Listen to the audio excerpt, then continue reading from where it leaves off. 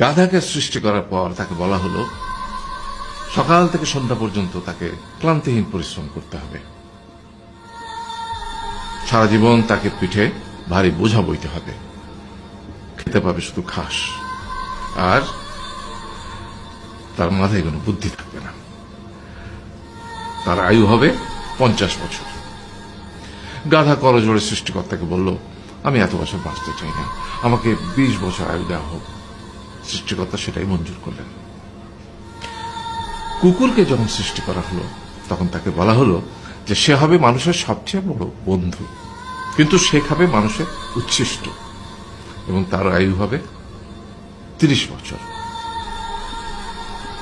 কুকুর সৃষ্টিকর্তাকে বলল, আমি এত বছর বাঁচতে চাই না, আমাকে 15 বছর আয়ু দেওয়া হোক। সেটাই মঞ্জুর করা হলো।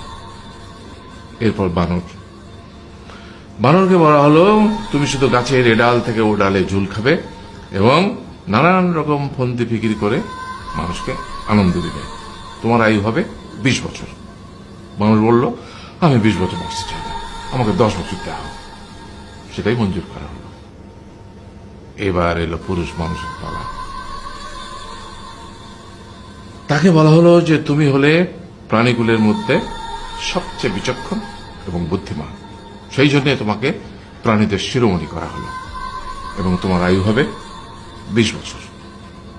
তখন পুরুষ মানুষ বলল, করজোড়ে বলল সৃষ্টিকর্তাকে যে 20 বছর আয়ু অত্যন্ত কম, হে প্রভু, আমাকে ওই গাধার সে যে 30 বছর আয়ু চায়নি সেটা আমাকে দেয়া হোক, ওই যে কুকুর 15 বছর ফিরিয়ে দিয়েছিল সেটাও আমাকে দেয়া হোক, আর যে বানর 10 বছর নেয়নি সেটা আমাকে দেয়া হোক।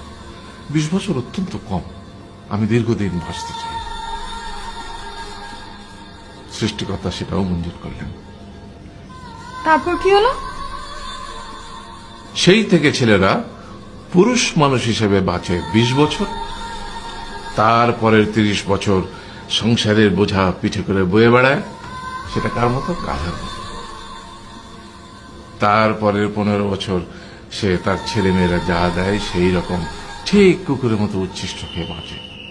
আর তারপরে বৃদ্ধ বয়সে ঠিক বানরের মতো, যেমন গাছের এডাল থেকে ওডাল ঝুল খায় বানর, তেমনি এই ছেলের বাড়ি থেকে ওই ছেলের বাড়ি, আর নানান রকম ফন্দি ফিকির করে তার নাতি নাতনিদের আনন্দ দেওয়ার চেষ্টা করে।